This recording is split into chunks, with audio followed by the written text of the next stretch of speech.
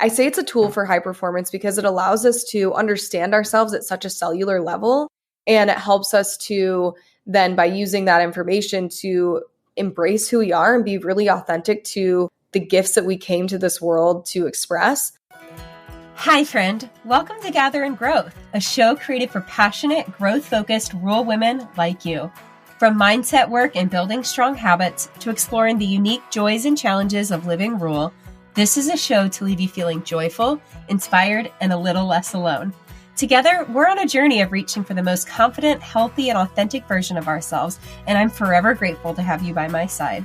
Whether you're currently running on a back road, shuffling kids to town, hopping along for a tractor ride, or 3 loads deep into folding laundry, grab yourself a nice coffee and let's dive in.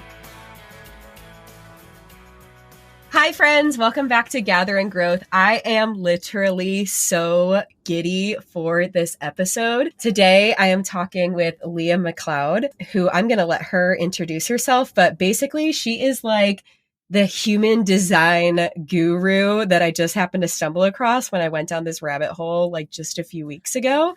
And I have so many questions. I am like a baby beginner at all of this, but I am just fascinated. I think anything that helps me better understand myself or the world around me is just so fun. So I cannot wait to learn all of the things. Leah, welcome to the show. Thank you so much. I love that you said that you've been down the rabbit hole, because that is just, that's how everyone gets started into human design. It just begins with a rabbit hole of they hear about it, they learn about it, and then they're like, oh my gosh, this is just exactly who I am and I need to know more. So it just ends up being this fun little adventure that they get on. So I love that you said that. And I resonate so much with that rabbit hole. And I've intentionally not done too much research because truly I want to like ask you questions as someone who knows little to nothing. So I've literally been chomping at the bit to talk to you. So if someone is just now getting to know you, we'll talk about human design in a minute, but I would love if you could tell us a little bit more about who you are, what you do, and honestly, how did you even get to doing what you're doing today? Yeah. Okay. So yeah, that's always the big question. Well, considering that this podcast is about, rural women and like how they can have big dreams, I resonate a lot with that. So I am from the city of Toledo, Ohio, and I'm from a rural little suburb of that in Southeast Michigan. So basically, I've always been into self-development and self-help. I love kind of all of that sort of thing. And I've done all the tests. I've done all the personality quizzes and seen all the healers in the world. Like I've just always been really into that sort of thing. So I've spent a lot of my time like seeing mediums, seeing psychics, oracle readers, astrologers. Like I just love that sort of stuff. So basically I was listening to a podcast and I heard about human design in 2018, I believe. And basically at that time I had heard about human design, and human design is really having a moment right now. Yeah. It really at that point was like, there was barely any information out there on the interwebs. So I Googled it and like looked up my chart and just was like, okay, cool. Don't understand what a generator means, but that's cool. And then just sort of put it away. And I think it's because there wasn't really enough information. So I was just like, this is dumb. And I basically let that go. And then a couple years later, just right at the beginning of when the pandemic began, I found human design again. And I like to say it actually sort of found me. And I think that happens to people. And this could have been even part of your story. Like I always find that they hear about human design and then they put it away and then it just comes back into their life, or it just like randomly hits them by a storm and then they're like going down that rabbit hole. But so basically 2020, I just started going down that rabbit hole and I was like, oh my gosh, I'm so intrigued by this thing. And I ended up scheduling a reading and it was just kind of like a game over at that point for me. I, at that point, was I was actually working in a tech job, and I was at this big Fortune 500 company. I had really, honestly, a great job. It was like the biggest company in my hometown. So it was like a place that everyone wanted to work. And I think that that's a big part of my story because I really felt like I had a golden handcuff to like that job. So it was really hard for me to kind of follow this like passion. It was very different from anything that anyone does around me. And so yeah, basically I just found it. And during this reading that I had, I just totally fell in love. And I told the girl that I had the reading with, I was like, I I'm going to do this. Like, I love learning about this. And so she kind of taught me, and then I tried to teach myself, and then I enrolled in a training, and then it just sort of was like one thing after another.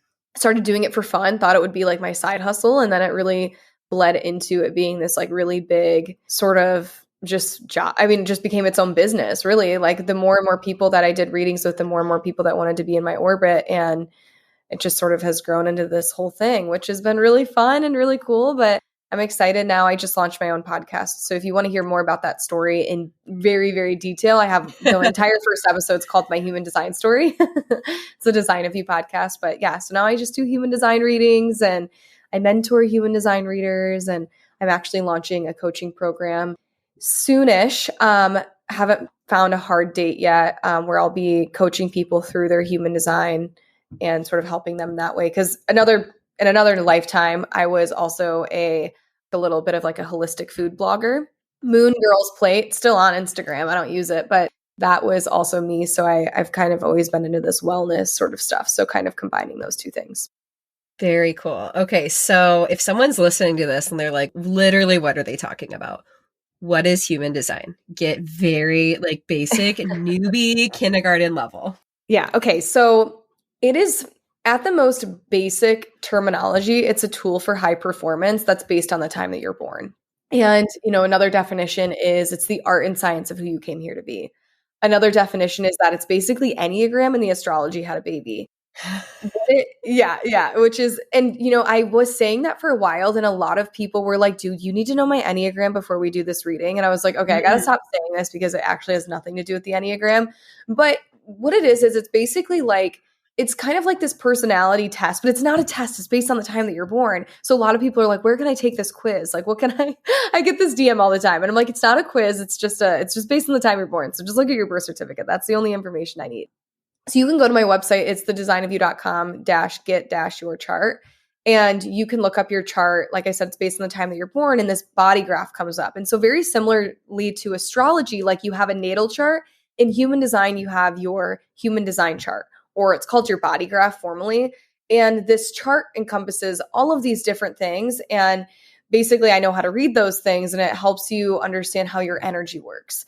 And so we can look at your human design chart to understand how you make decisions, what your greatest strengths are, where you have some shadows, what your energetic purpose is, the kind of role that you play in the world, which is something called your profile, and where you're really susceptible to being out of alignment, and where you're really susceptible to feeling the energy of other people, and that sort of getting in the way of you living your best life. So it really is this sort of, I say it's a tool for high performance because it allows us to understand ourselves at such a cellular level. And it helps us to then, by using that information, to embrace who we are and be really authentic to the gifts that we came to this world to express. And it's just a very helpful tool in kind of just understanding who you are. So it's kind of just like a self-knowledge tool. And I also want to note with that, human design is an encompassing of a bunch of different modalities. So when I mentioned the art, it's sort of like this mystical world of human design literally combines astrology, the chakra system, the Chinese I Ching, and the Kabbalah system all under one umbrella. And it also has a genetic component, the quantum physics, and just basic science and astronomy all sort of intertwine. So it's like this umbrella of a lot of different modalities. And I think that that's really what's cool about it, because a lot of people find truth in the fact that it leans on so many different systems that already exist in our world. But it's also got this more like grounded scientific approach. And, there's lots of layers. So this is why it can feel very overwhelming when you're like I went down the rabbit hole, but I just have so many questions. Like that's, I mean, of course, because it's so layered and there's so many different nuances and different pieces and parts and how it all comes together. So yeah, so basically you can look up your chart on my site. It'll tell you a little bit of information. And I also do readings, of course. So if you want to get a reading, I'm happy to, walk through it all with you. But so yeah, that's kind of how it works. Yeah, I love that you brought up like that scientific component, because I think it's easy to hear something like this, especially you start talking about astrology and you're like, okay, like that's a little woo, which, here for that. Mhm. But I was listening to a podcast that was actually an engineer who was talking about it in all the ways it's like really scientifically based in like the energy fields, which is undeniable that we are everything is Yeah. consistent of energy. And so that, like, just hearing that perspective was like, oh, okay, like, I think it's just very cool, like how many different pieces that this pulls from to build this, like you said, really depth system. Like you said, it kind of pulls onto all of these different things, and the scientific component is really interesting. And I think that a lot of people don't talk about it, like kind of that part of human design. I think a lot of readers focus primarily on just the output of the information and how that benefits people, which I think is really great. And there's a time and a place. But for someone like me, I love to geek out on just sort of the pieces of it. Like I love to geek out on where it comes from. And it's really cool that when I started learning human design and really started putting sort of the science behind it all, it was just mind blowing to me. So, I mean, human design, I will like to say this as well. It's not a belief system. I think that once people hear astrology or they start to hear like all these different terms and even like the Kabbalah being somewhat of a piece of it, they start to think that it's like this thing that goes against their religion. And I just want to remind everyone that it's not. It doesn't ask you to believe in anything. It just asks you to play with it. Like literally, like the information is meant to be experimented with. So like if, for example, based on your energy type, which there are 5, so for example, I'm a generator. And what are you, Emily? Oh, that's what you're here for. Hold on, I pulled it up. I am also a generator. Okay. I'm not sure what all this means. I think we should get into the different types here in a second, but I'll let you continue this thought. Okay, absolutely. We're going to get all into it. But so basically there's 5 energy types, and like based on the energy type, everyone has something called their strategy and authority. And strategy simply means like how can I strategize using the energy that I'm born with? And how can I strategize to bring in the right opportunities for me to kind of use my energy appropriately? And we have to bring our authority with us. And our authority is like literally our intuition. That's just another name for intuition. It's called authority because it has sort of has the power. It has the power. Intuition is the number one thing. It's never our mind. And so when we use those two things, it's like, how can we bring us the most aligned opportunities? And how can we use our energy to bring us all of these, how can we use our energy, our strategy and authority to bring us the most kind of just like least resistant life? And what I love about the science of human design is that when we get into kind of like the strategy and authority, it really helps us to see how all of these things really come to life.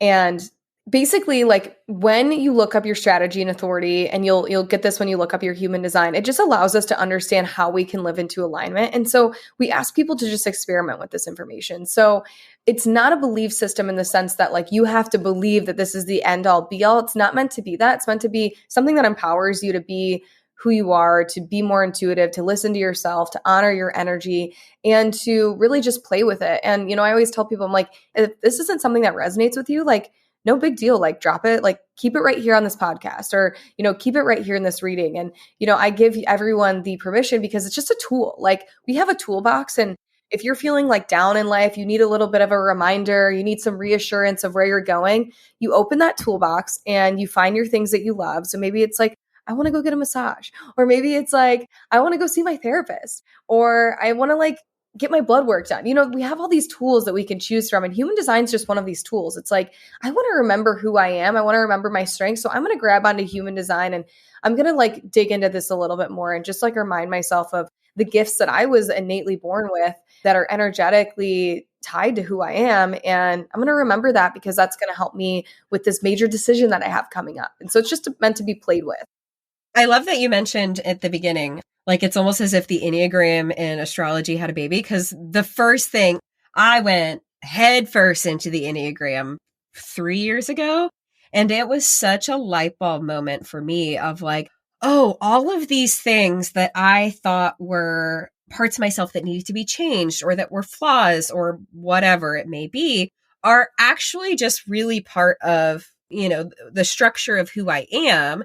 And so I can lean into that, into those strengths and see where those areas of growth are. And it's been such a powerful tool for me to understand what my Enneagram is and how to grow through that. So I'm curious of how, if at all, human design compares to that.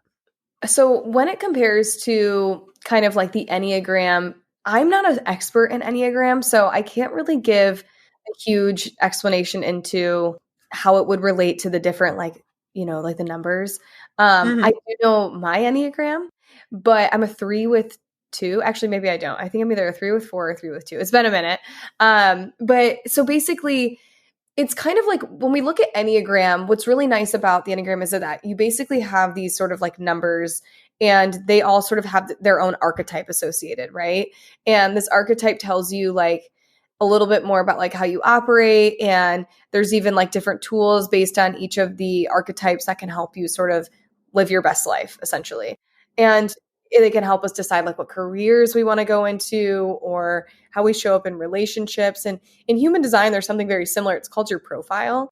I think a lot of people like in human design focus on the energy type. And so like, for example, we're generators, and, people can be manifesting generators, projectors, manifestors, or reflectors. And I'll kind of give a little bit of a definition of each of those in a moment. But essentially, then there's this other layer called our profile.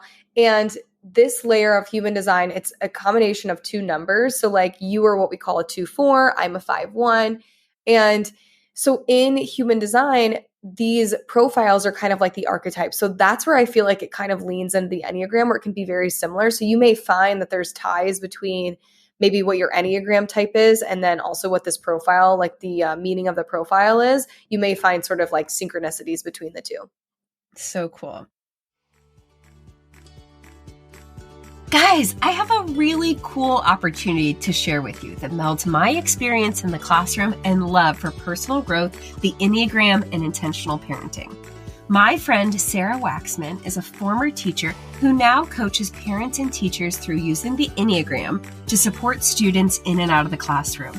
She believes that investing in our personal growth is one of the best things we can do to pour into the kids in our lives.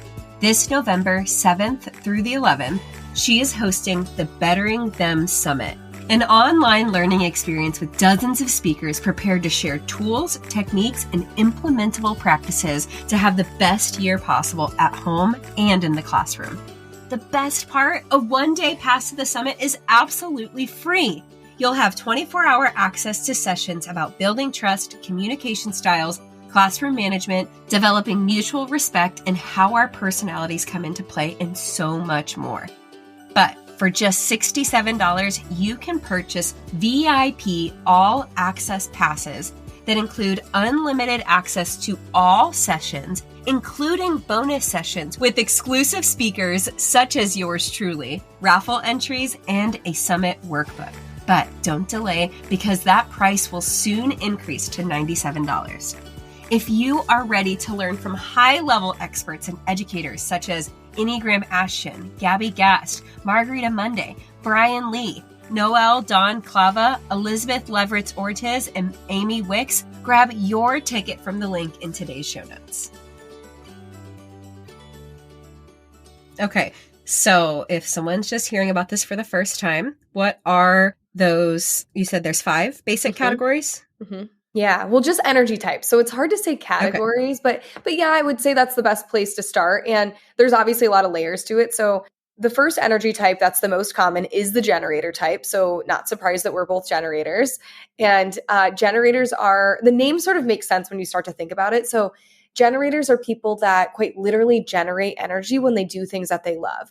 And they are these beings that they're meant to be natural doers, natural builders. There's this joke that they're like the 9-to-5ers, which I tend to absolutely hate, considering like me leaving my 9-to-5. But and it's not true, because like it's not that they're meant to like always work a 9-to-5, but it's meant to be that they are essentially like, when they do things that they love, they just have so much energy, so they're able to sustain that for a long time. And we live in a society that like wants us to be go, go, go, go, go. And so generators are like typically those people. Now, like I said, it's only when they do things that they love, or perhaps they'll feel like burnout and frustrated and all sorts of things, if they're not allowing themselves to do things that really actually light them up.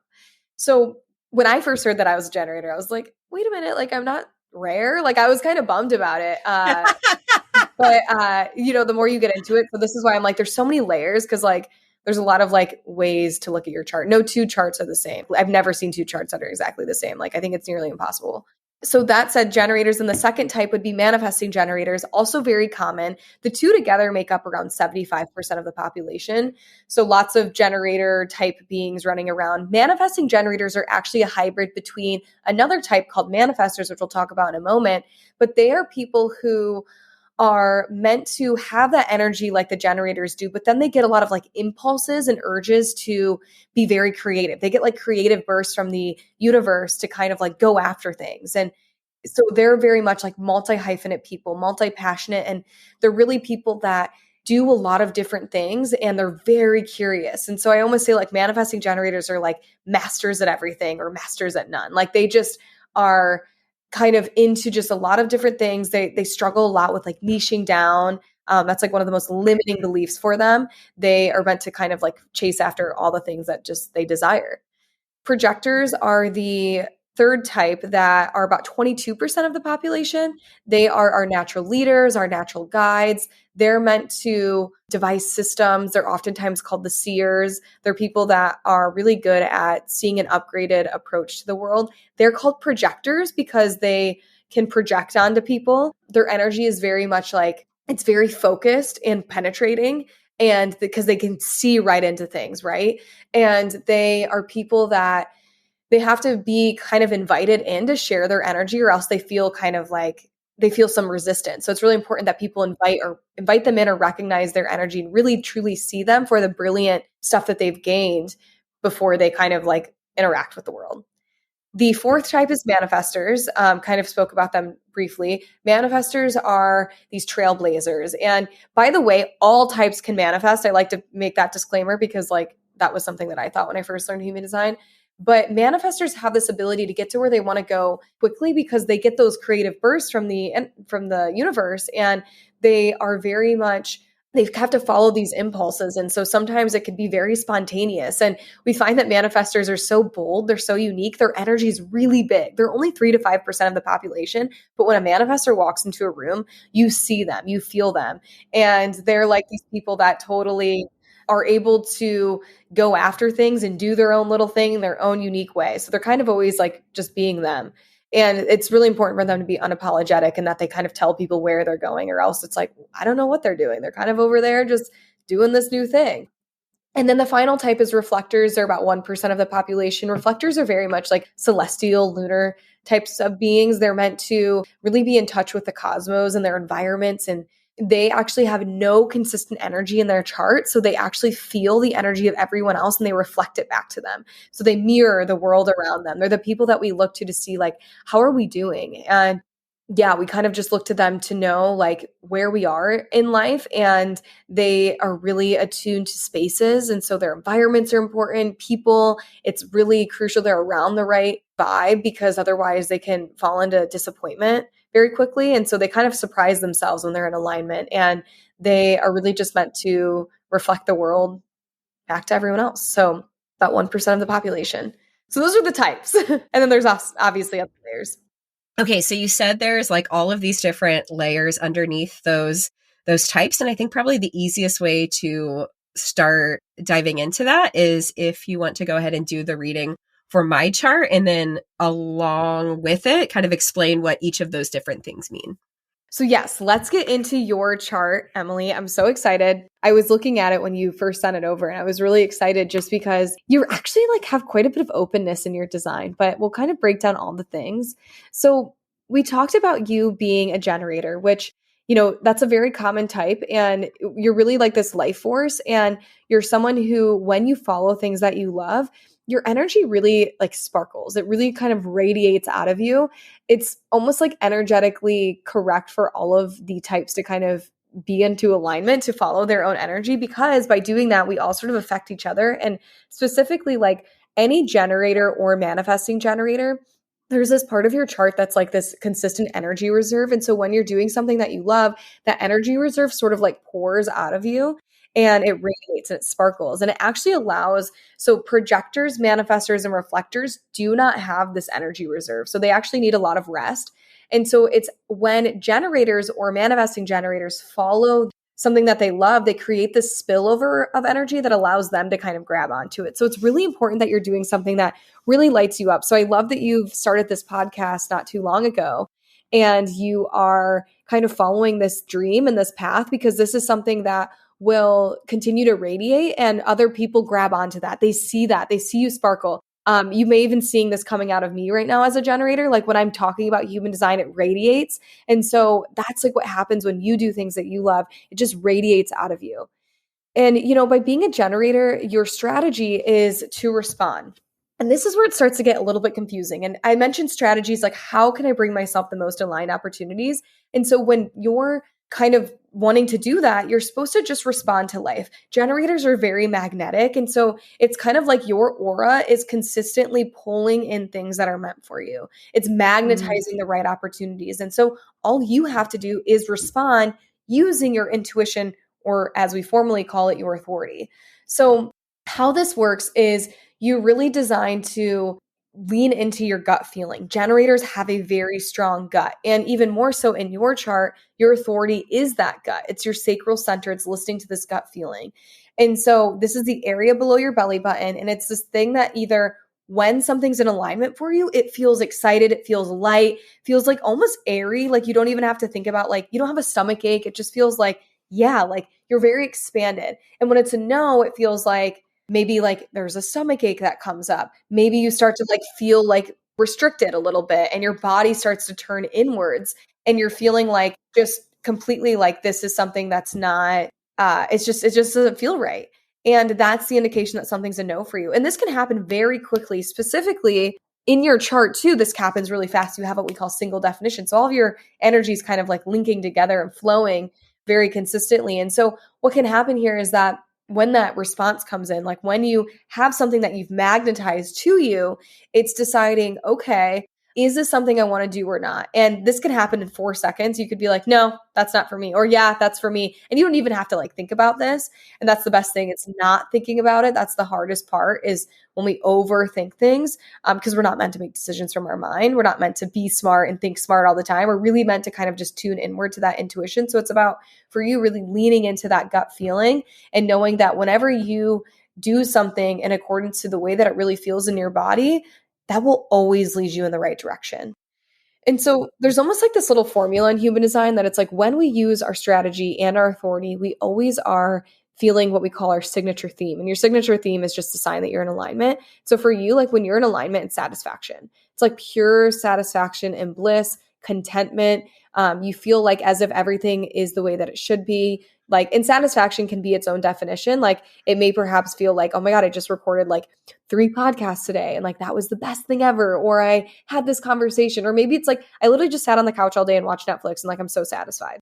So whatever is satisfying in like in your life, whatever feels really good. I like to say, like when you lay your head on your pillow at night and like that feeling of like so satisfied, like I had the best day. That's sort of the indication that you have used all of your generator energy in accordance to your intuition and like you just feel good, essentially. And so that is sort of what it means to be a generator and to use your authority. So some generators have emotional authority where they have to sort of wait for clarity through their deep emotions that they feel. Yours is not like that. Yours is all about just tuning into your gut. And so the sign that you're out of alignment is frustration. So if you notice yourself feeling really frustrated, that's the sign that you have not been doing that. You've been perhaps forcing things, or you've been pushing really hard, or you've been saying yes to the wrong things. So generating energy to things that actually like don't excite you and that don't bring you fulfillment and satisfaction. And so that will always lead you to feeling very frustrated. And or even using your mind can lead to that too. So trying to be so smart and like make the right decisions that are going to bring you money or are going to make someone else happy or seem to be the right thing, but actually just didn't ever feel right. So leaning into those will always lead you to that really strong alignment. How does that feel so far?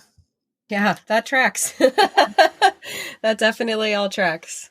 Yeah, it never doesn't, to be honest. Like someone just asked me this recently. They're like, have you ever done a reading with someone that was like, yeah, this just doesn't resonate with me? And I've never done a reading where someone was like, this isn't like something that resonates. I mean, maybe that is something that's happened and no one just told me, but like I've literally I've never had someone that's not like, oh my gosh, that's me.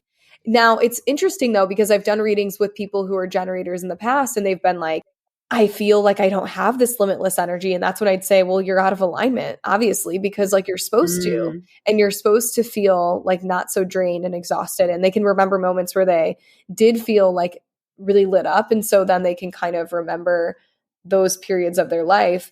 And then they're like, yeah, I really am meant to do things. And so it allows them to kind of think into their life or their careers or their relationships that are bringing them the wrong energy.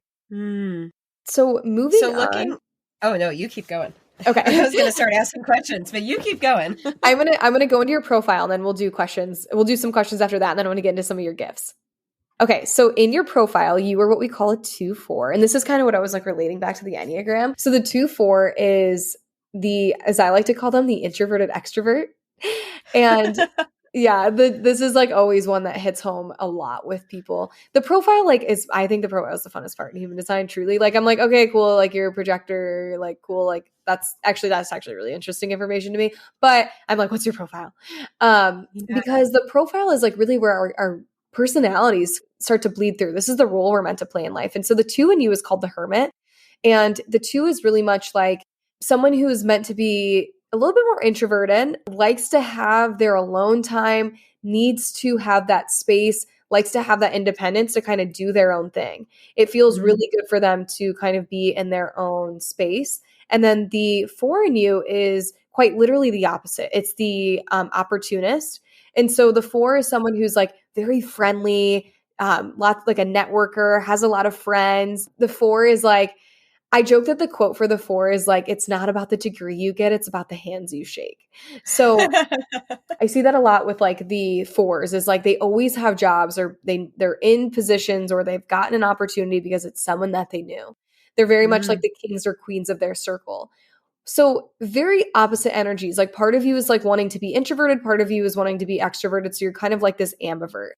And there's nothing you can do about your profile. It's just sort of figuring out the way to honor this energy and live with it. And the way that you can master it is really leaning into the fact that your life, the best way that you can exude this energy is by creating a life that allows you to have so many exciting opportunities that when you're done with those opportunities, you've expelled all that amazing generator energy. It allows you to kind of fall back into that hermit shell of yours. So it's like, Mm. okay, great. Like I've spent all this time with these people. I'm having the greatest day ever. And now I just need to like kind of go and do my own thing. And then vice versa. It's also like when you're in that shell, it's like having a life where you have all these great opportunities that pulls you out of that hermit shell. So you're not there too long. The most confusing part about a 2-4 is that they struggle with the fact that like a lot of times people, since the 4 in you is like so extroverted when you're around people, they do not understand when you take that time away to kind of reset. They're like, I don't understand. She's this generator energy. She's got this like friendly, extroverted part of her we always see, and now she's like not wanting to hang out. Like maybe it's like canceling plans or like, not wanting to do something because you're tired. And that's so I like to tell anyone who has a 2-4 just to kind of know that people in your life don't understand the 2 in you. And it's very hard for them to see both sides of that. And so it's kind of just having the permission and the boundaries to be like, no, like this is best for me right now. So just let me do my thing. Oh, that's so interesting. Up until like the past couple of years, I would have fully identified with being an extrovert. Like I've just always really thrived around being with people. I want to help people. I felt like that's where I got my energy from. And then I think a pivotal point for me was when we were all forced to stay home during COVID, is that I was like, oh, I actually really like being at home, and actually working from home isn't so bad. And so I've kind of redefined even what like social output looks like for me in a way that I think that I was just trying to ignore before, because I had always identified as an extrovert and really thrived in extroverted situations. Wow. Yeah. And I hear this all the time with 2-4s is like they almost like don't want to accept that like that's what like they kind of need that space because they're like, I do really well around people. So I actually just don't know. And so kind of that like, talking about self-help in these like quizzes, right? Like I think that's one of the ones that we always talk about, like, are you an introvert or an extrovert? And so Yeah. like a lot of times for the 2-4s is like they're kind of both, like there's space for both of that. So I'm never surprised. My aunt's a 2-4, and I feel like she was the one I really learned it from because she's like the life of the party. Like she literally comes, she's like so fun, she's kind of crazy, and like everyone wants to be around her because she's just like a comedian, low key. She's hilarious and she's so extroverted. And like when I saw her profile, I was like, you have a 2 in your profile?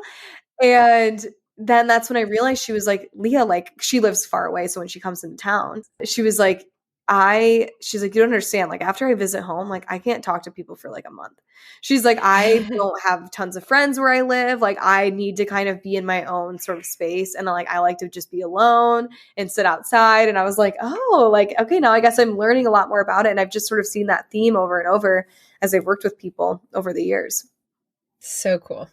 Yeah. So getting into your other parts of your chart, what's really cool is that you have, like I said, so much openness, but we all have these great gifts and you've got 2 defined channels in your system.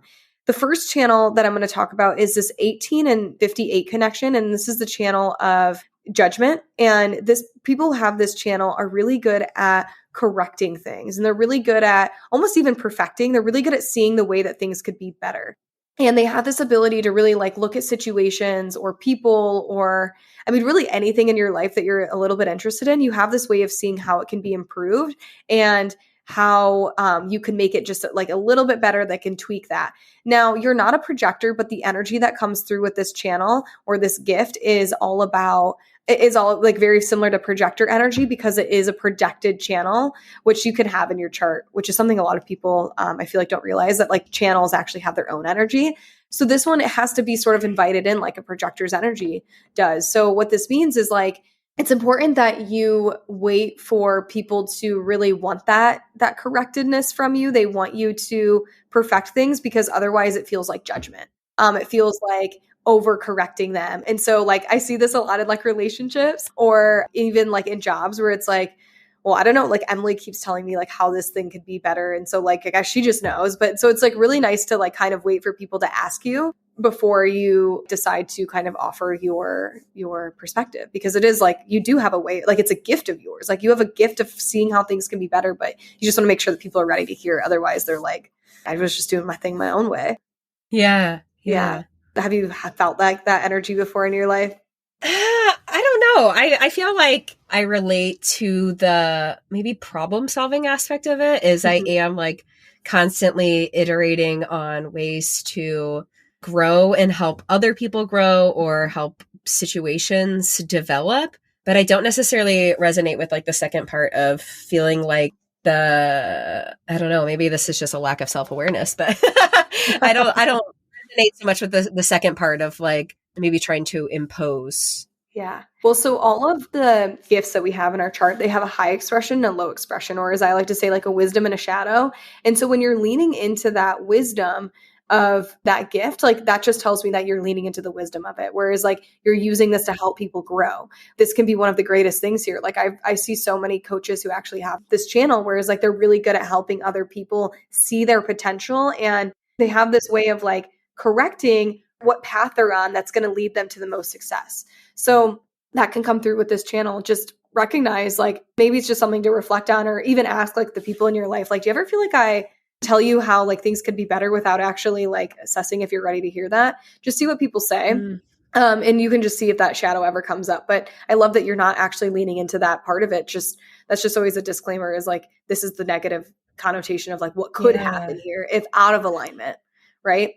Sure. That makes a lot of sense. Yeah. Yeah. So the other gift that you have is this 9 and 52 connection.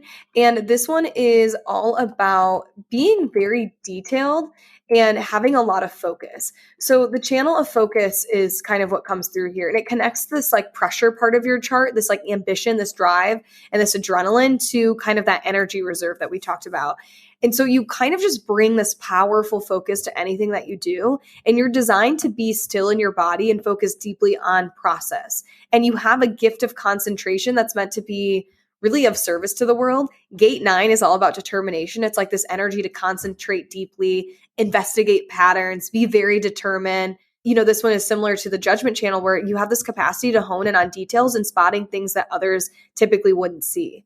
And this 52 here is all about stillness. And so it's like this ability to very much like feel the pressure to focus and concentrate. And you have this capacity for deep focus when you have the right outlet. And you can still use your body and senses to channel this energy in a very focused way.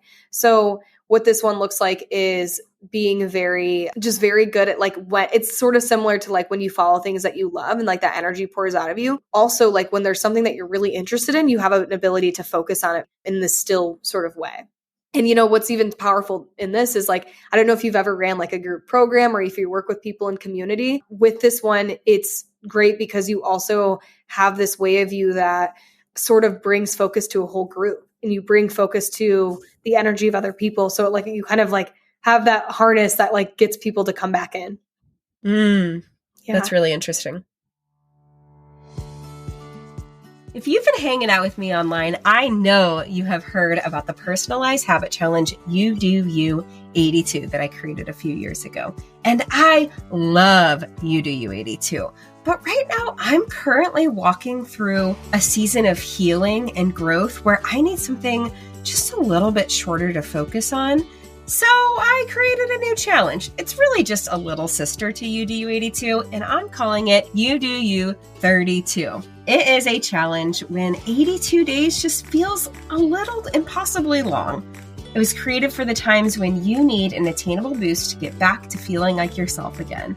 For this challenge, I invite you to choose habits to support your physical and mental health that you can realistically do every day for 32 days. The purpose of this challenge is to get in the reps of doing the things that help you feel like your best, healthiest self. For more information, go ahead and click that link in the show notes.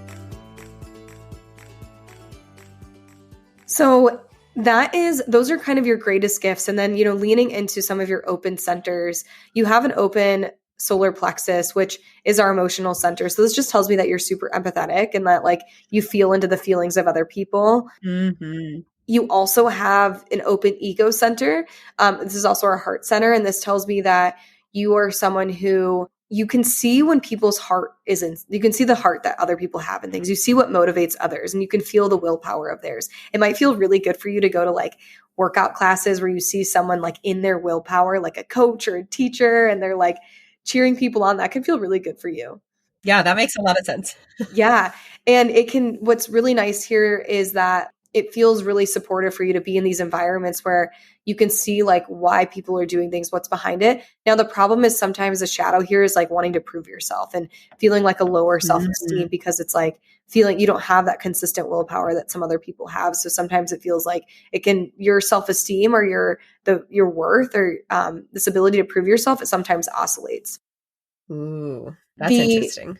Yeah. And then the next one in your chart is you have this open identity center. And this one is all about love, direction, identity. And it just tells me that like you're very much like a chameleon in a lot of ways. Like you're really able to lean into the energy of other people. Like, so you may find that you have very different like groups of friends, or you take on a different like identity depending on who you're around. So you may find that like maybe you're vibing with, us talking about human design right now, but then maybe there's a part of you that when you're with a different group of people, like you totally vibe with them and it's in like a totally different way. And so you have this ability to really like feel the energy of others, but feel kind of like their direction and like where they're going. And so you can really identify. Sometimes the shadow here can be feeling lost in who you are because you feel all that energy. It's like, who am I though? Who am I really? And so sometimes you get like, the tool here would be like, try and release the pressure to have a specific direction that you're taking and just know that like you're meant to kind of to feel into all the different directions, and that'll change just as you continue to just follow things that you're interested in. Like your path will be laid out for you regardless if you can see it that far. Cool. Very cool. Yeah. And then I'll just going to kind of cover the last three just because I think they'll be interesting. You have an open throat, which I love because you do a podcast, wide open throat. And so sometimes this is like the beauty here is like speaking on behalf of others and being able to pick up on the way that people communicate that you will want to like express for them. This is the center of like manifestation and communication. So it's just like very open for you. And, the shadow here can feel like speaking up at the wrong times, or it can feel like hating silence, like being so uncomfortable with silence, or it could feel like not knowing what to say because you want to say the right thing and like you don't have like strong definition there. So it's like, I want to make sure I'm saying it right. Yeah. Okay, before I get into the last two, how are these resonating? I want to give everyone a chance to hear like what your thoughts are. I don't, okay. The one that you just said, like the different like social situations, that reminds me a lot of the Enneagram. Enneagram threes typically are very good at stepping into a room and reading how the people there like expect you to be and what energy like you're meant to bring to the situation to be, for lack of a better word, accepted, loved, successful in that situation. And so I definitely identify that because throughout my life, I've had very different social circles and I can easily build relationships with a very big span of people. And not that I'm a different person with different people, but I can bring out different parts of myself to meet the mood of the circumstance. So I definitely identified with that. And that's something I've really come to understand in like the deep dive I've done in the Enneagram. Wow. I was seeing you smile when I was talking through that. And I was like, oh, she resonates with this one. Yeah. But there are different parts to it. And that this is where this kind of reminds me of the Enneagram is like where you go in like the stress or whatever it is of like, there are two sides to everything. Like if you are doing or expressing things in like a really healthy, mindful way, like it can be your greatest strengths, or you can fall really captive to the ways that can then hold you back. Or like you said, that like, who am I outside of all of these other people? Or, the ways that can fall into changing yourself too much for other people. So I definitely am starting to see a lot of parallels between the things you're describing and like some of the work I've done to understand myself over the past couple of years. Yeah, I love that. And I find that the open centers are really our greatest areas of learning. And so these are kind of what I'm walking through right now. And so I love just like the way that you're sharing through like stories in your life and how you've resonated. And even these are things that you've like had to learn about yourself and overcome because that's really what happens here. So with the final two centers, you've got an open ajna, which is our mind center. And so it just like simply means you have an open mind and you're really meant to see a lot of different perspectives. And so the wisdom here is, like I said, being open-minded, seeing all sides to a story. The shadow here can be feeling like, okay, I don't know exactly I don't have a strong opinion and I don't like have a strong, I don't really like, I see all sides. So it can feel like there's like a defensiveness that can come up here is like, I feel like I have to back up my thoughts. It can even feel like this notion of like almost embarrassed if you don't know enough information because you're like, I feel like I need to like have a strong POV and I just don't. So that can feel like the shadow there is like feeling like you have to know everything. And really the wisdom is just saying like, I don't know a lot about that. Like I'd like to learn more. I actually just I haven't dug into that topic. So I'm not going to offer an opinion because I don't have a formulated thought. I actually think I might resonate with this the most of anything. Yeah. You could give me just about any topic and I can see, understand, empathize from most perspectives with it. So I have a really hard time, especially in like political conversations, for example, because I do understand where everyone is coming from, which can feel, like you said, can feel very frustrating because I don't understand why other people don't understand where we're all seeing this like, worldview of it. And it hasn't been until recently that I've been like, oh, this is like part of my unique gifting. And that can feel really frustrating because in the past, I felt like I almost can't participate in the conversation because I don't super align with one side or the other in a lot of conversations because I can very deeply feel where everyone is coming from. And it feels very frustrating to me that not everyone is approaching the conversation with that well-rounded mindset. Yeah. And, I want to just kind of reflect back to you that you said frustrated a couple times. That's your not self theme. So if you're feeling that frustration, just know that like, lean into the fact of just like, it might be supportive for you to say in those conversations. And I resonate. I have an open ajna as well. And I very much resonate with you mean politically because it's like, it can sometimes like, I feel like I've had to have these moments in my life where I'm like, I don't know enough about that topic to talk about it. Or, like I'm not interested in talking about that thing because I see all sides and I don't want to form a strong opinion and hurt anyone's feelings because I kind of just like see it all.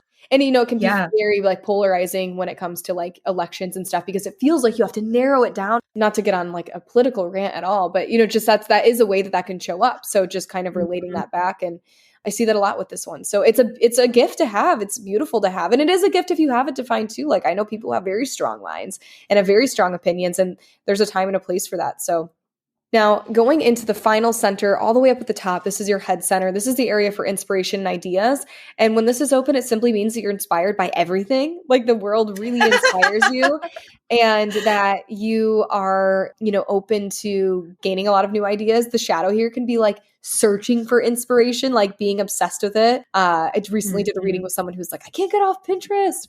And just kind of the wisdom here is knowing that you will find inspiration and ideas will come to you when you follow your strategy and authority. So trust your gut, like trust that like there are things that are going to magnetize to you that you can respond to energetically, and not always having to like just get out of your head and into your body a little bit more, and that the right ideas and inspirings will come to you versus like chasing after things to be inspired by, and getting like upset when there isn't enough things like going on that do kind of like trigger that light bulb epiphany in your mind. So those are your open centers. And this is really like what I would do in a reading, is go through kind of all of these and probably a little bit more detail, and then we'd get into like a couple other areas, but this would be like the foundation that I'd want you to know. So cool. So I guess is like, what does someone do with this information? When they have this reading and they understand all of these different things, like how does human design, and you can speak into me specifically or just from a general perspective, like how do you take that information and then build your life around it or make decisions with it or through it to really to find that alignment and to find the path of least resistance, so to speak? Yeah. So there's a lot of different ways you can apply this. So, and it's nice, like in a reading, seeing where like you are at your life. So before everyone does a reading with me, they'll fill out a form. So a lot of times then that gives me the chance to know like, okay, like they're really interested in purpose. So we'll talk about career and how this applies to your job or relationships, or perhaps it's like their kids, like their children. And so they want to learn more about it. So you can parent your kids like in accordance to their design. And kind of generally, what like we ask is that you just experiment this with this like information and see how this shows up in your life. And so the number one thing is leaning into those themes that I shared about the satisfaction and frustration. So I would ask you to think about a lot, like what satisfies you. And I even offer like a journaling practice, almost like a 5-minute journal, whereas like every single morning you would wake up and say like, what would satisfy me at the end of today? And like maybe give yourself an affirmation, like I'm a life force, because like generators are life force. Give yourself like a really strong affirmation. And at the end of your day, saying, what satisfied me today? Did I do the things that I set up to do? Like, and just kind of thinking back on what did I do? And you can even do this today and think like retrospectively, like what satisfied me in my life recently. And then leaning into like what frustrated me today or what's frustrated me lately.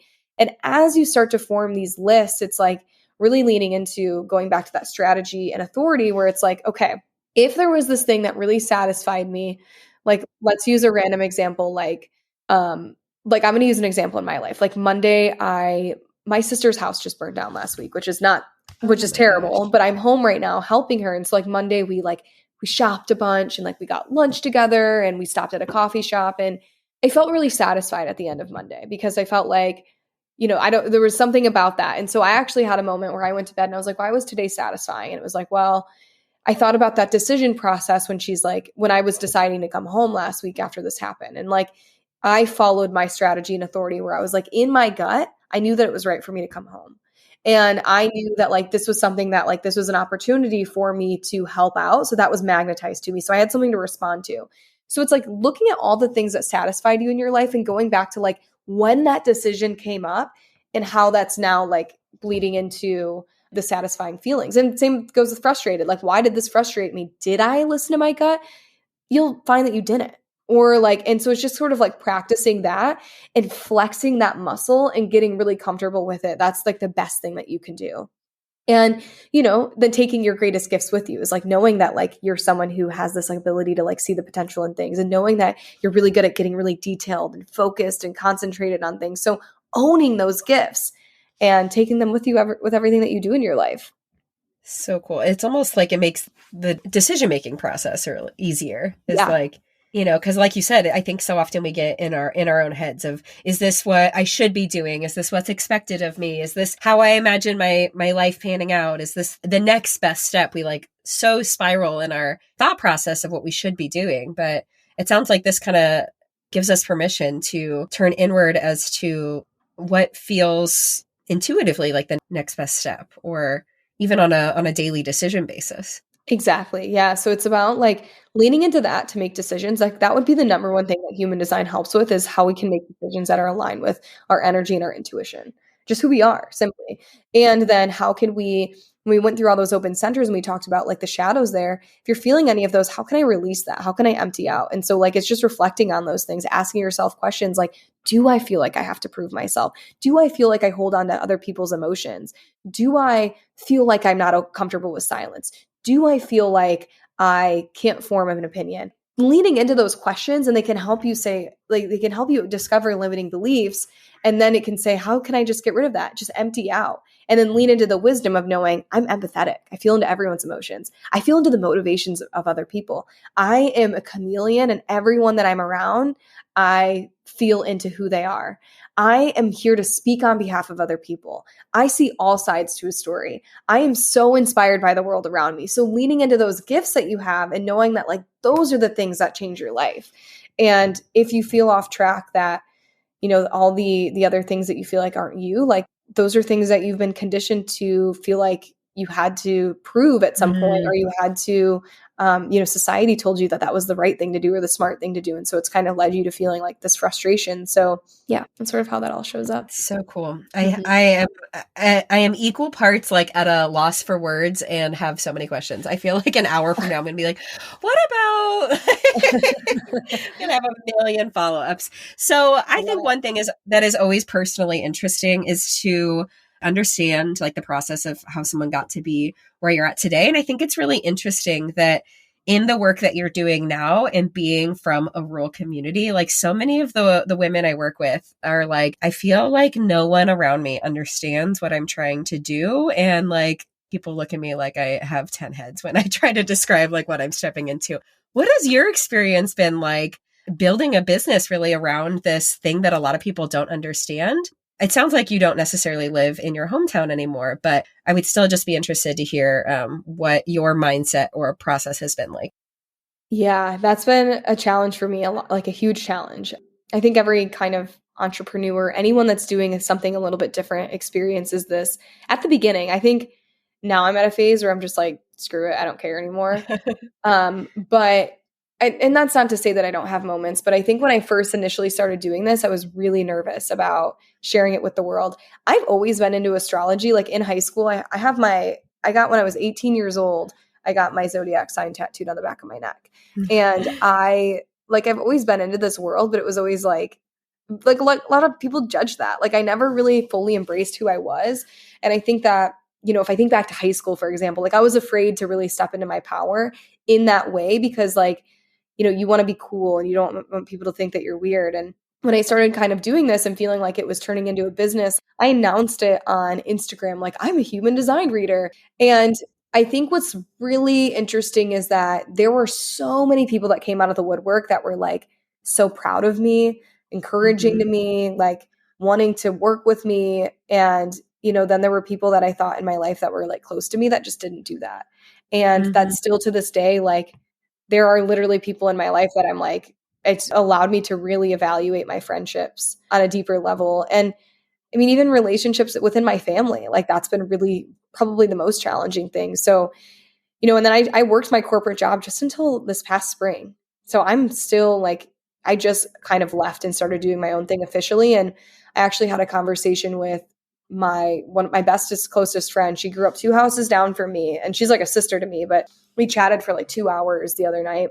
And she was telling me that she was just we were talking about the work that I do. And she was sharing with me like the amount of like questions she got when I like officially left my job. So I announced like a few months ago, like I'm leaving my corporate job. And she said that when she got a lot of messages from people asking like, what is she doing? And like, what is this thing? Like, how is she going to make money? And so I think that there will always be those people that kind of question where you're going and what you do. And it's just sort of having that permission to say, like, I'm just going to follow me. I'm going to do like whatever it is that I want. And I don't even have like amazing advice around it other than to just do it and to not care what people think, because you'll be happier that way. And that people will always be confused about it, but then you'll be surprised who comes out of the woodwork.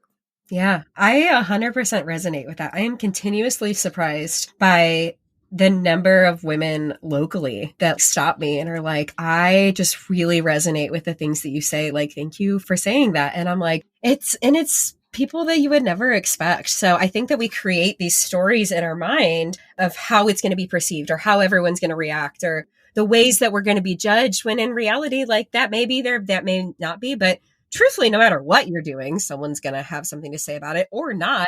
So you may as well be doing what you like. Yeah. Exactly. No matter what you do, someone is going to have something to say because it's different from what they're doing. And I find that the more that you're just doing something like kind of against the grain, like people are going to have an opinion about it. And it just has everything to say, everything to do with them.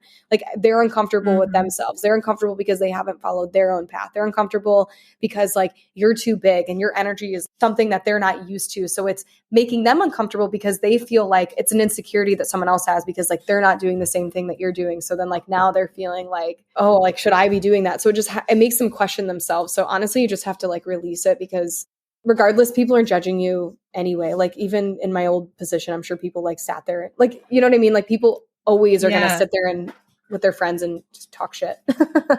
Yeah. Well, but to the, wrap it back up into human design is if you are really following the things that bring you satisfaction or that are bringing your gifts to the forefront and you're fully stepping into that, you just have this sense of like, I know that I'm on the right path, even if I don't know what it looks like, even if it's messy, even if it's real ugly right now. Like when you are doing what you're meant to be doing, the validation of people outside of you or your inner circle, like it genuinely does not matter anymore. It doesn't. Because you're like, I don't care. I don't see it. And that's what my friend shared with me. She's like, I had so many questions, and I always tell people like, if there's anyone that's going to do it or make it work, like it's Leah.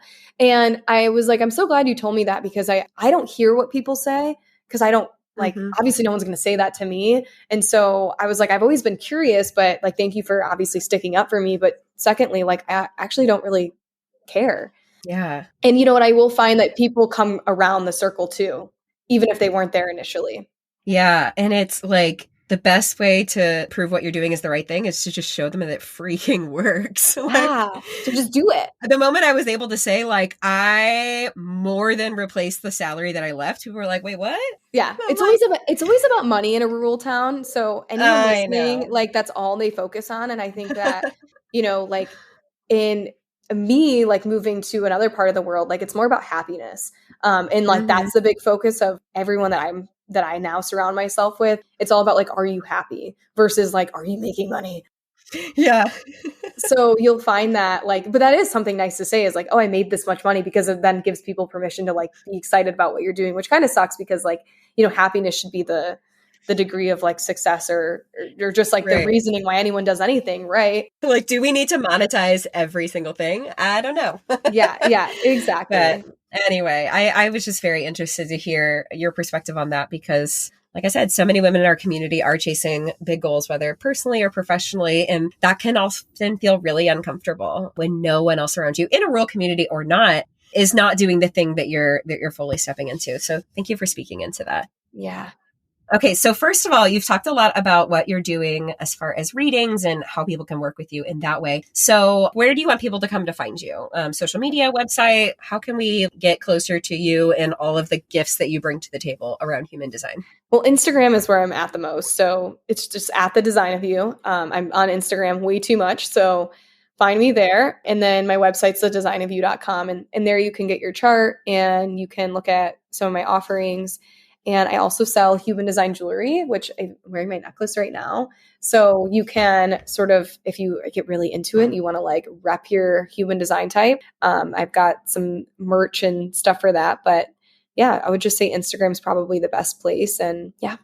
So cool. Okay. My favorite question to ask is, what does personal growth mean to you? Leaning on what we just said, I would say that personal growth means honestly, like what we were just talking about, like being happy and being like unapologetic in whatever it is that you're doing. Like that's growth, is like just not caring. And not to say like not caring, like we all care about things in our lives and like it's important to care about people and things, but more so just like caring what people think. I think that's a sign of like, that would be like a sign of personal growth. That's what it means to me, is just like being content with yourself and where you're going and your path without letting other people get in the way of that. Love that. Just being authentically you. Yeah. Well, thank you so much for joining me today, giving me like so much information as a little baby beginner to understanding this. I really hope that our listeners enjoy just this overview and hearing how a reading works and just all of this. Like I said, I think that it's a tool to add to the toolbox and take it or leave it. It's fun to understand. And it's like another piece of the puzzle to deeply understand ourselves, why we do what we do, and how to best build a life that's authentic and in alignment. So thank you. Thank you so much, Emily. This has been so much fun. I can't wait to see the growth of your podcast and all the stuff. You too. So. Yeah. Okay. Tell us about your brand new podcast. It's called what? The Design of You podcast. So it's just sort of like on brand with everything else. And it launched Tuesday. So just a couple days ago. I don't know when this will be released. So probably like a little bit before this actually comes out into the world. But it just launched, and it's just a place to learn about human design, but also spirituality and wellness and all the things that I'm just kind of interested in. But I just launched my human design story that I mentioned at the beginning. So if you want to hear more about my story, you can tune into that. And so we'll see where it takes me. I don't really have any plans for the podcast other than to just show up weekly and see what kind of pours out of my mouth. It's so fun. I think you're really going to love it. So, all right. Thank you, Leah. I super appreciate you. Thank you so much, Emily. Have I told you today how much I appreciate you? I'd like to imagine this was a meaningful backyard patio kind of chat between friends sipping LaCroix at sunset. If you enjoyed today's show, please take a screenshot to share or forward this episode to a friend. You can also find me at Emily Rushell over on social to continue the conversation. It's truly a joy to hear what tidbits and takeaways made an impact on your day. As always, all links and resources mentioned in today's episode can be found in the show notes listed below or over at emilyrushell.com.